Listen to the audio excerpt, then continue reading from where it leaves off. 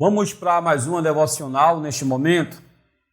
E a nossa devocional será no Evangelho de Mateus, capítulo 18, os versículos 21 e 22, que diz: Então Pedro aproximou-se dele e disse: Senhor, até quantas vezes pecará meu irmão contra mim e eu lhe perdoarei? Até 7?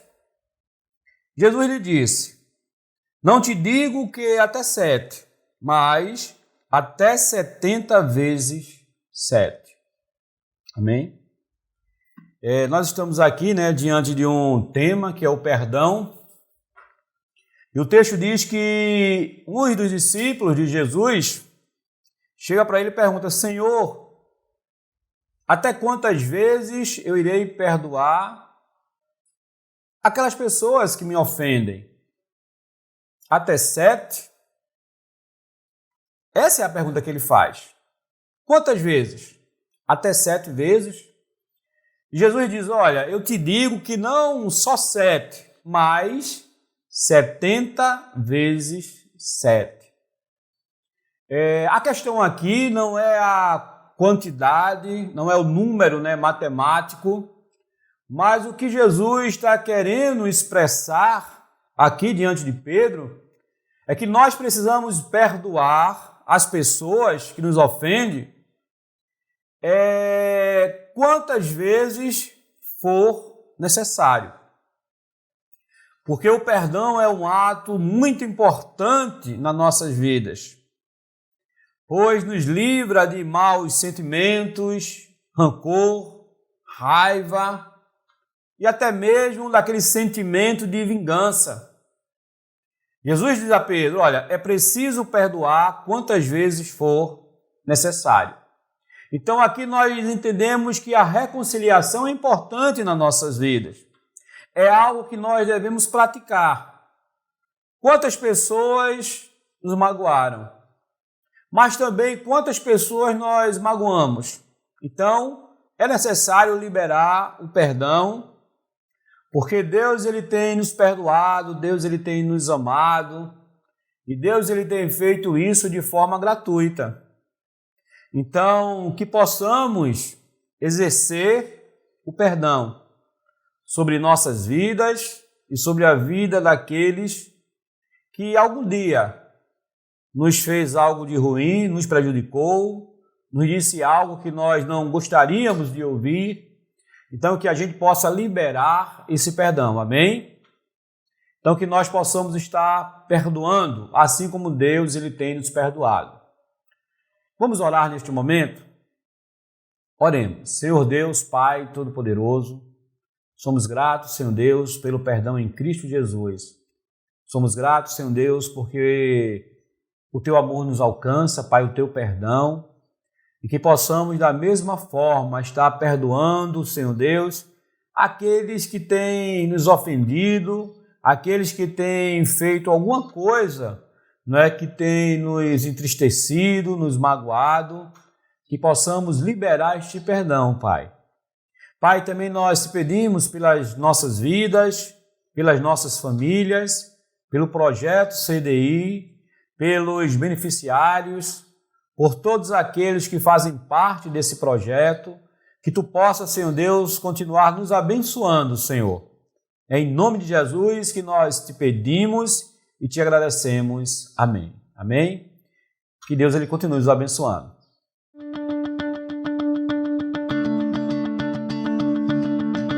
Muito bem, estamos aqui em mais uma aula.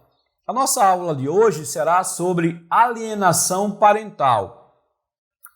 Eu não sei se em algum momento na sua vida você já ouviu esse termo, mas existem várias pessoas que praticam ou sofrem esse tipo de alienação parental e não conhecem este termo. Mas o que de fato vem a ser alienação parental? No dia 25 de abril, nós comemoramos o Dia Internacional contra a Alienação Parental. Desde agosto de 2010, O Brasil ele conta com uma legislação específica para combater essa prática nociva à formação de crianças e adolescentes. É a Lei 12.318 de 2010.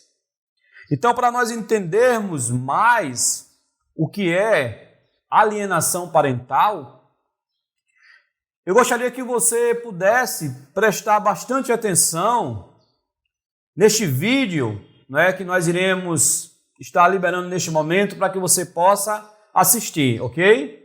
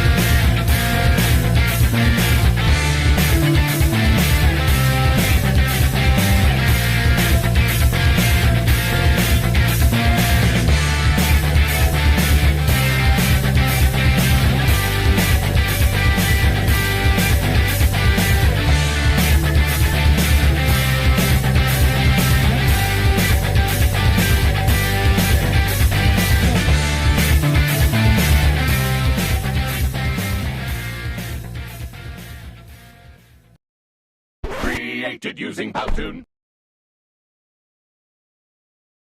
Ok, de acordo com esse vídeo, né, que nós assistimos, você já poderia responder o que é alienação parental?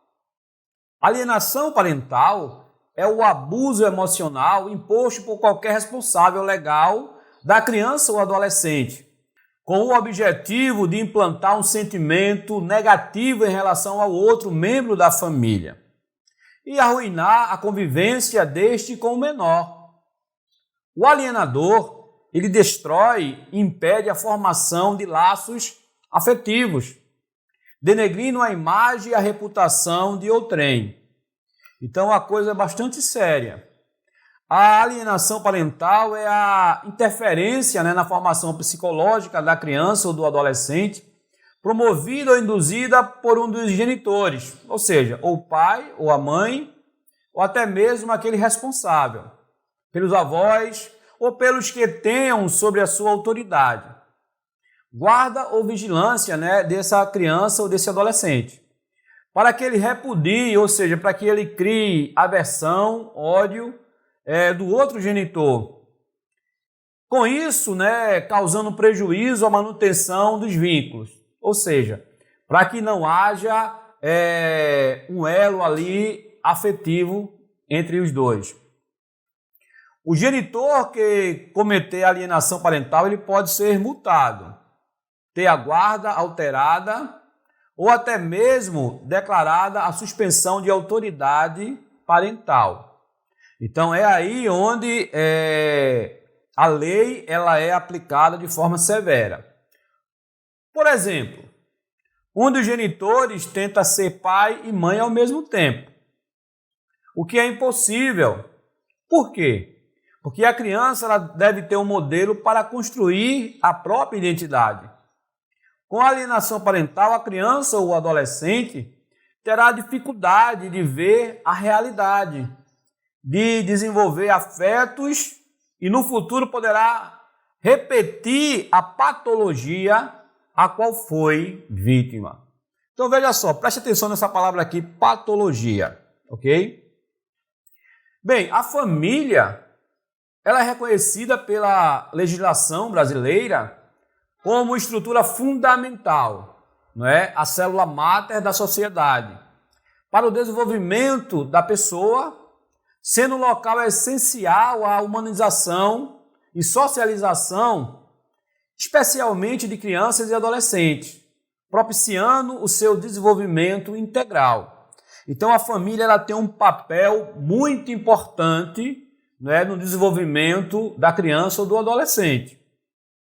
Mas nós sabemos que nem todos os casamentos são até que a morte os separe. No final, né, desse casamento, traz para a vida da criança e do adolescente, muitas vezes, né, consequências destrutivas. Porque embora o final de um casamento seja um marco em tanto, né, na vida do casal, as crianças são as que mais sentem com essa mudança. Sua rotina muda, o sentimento como medo, insegurança, podem aparecer em diferentes doses. Dependendo da criança, né, e do adolescente, a forma do desenvolvimento, né, desse medo, dessa insegurança, pode ser algo bastante difícil para eles poderem lidar.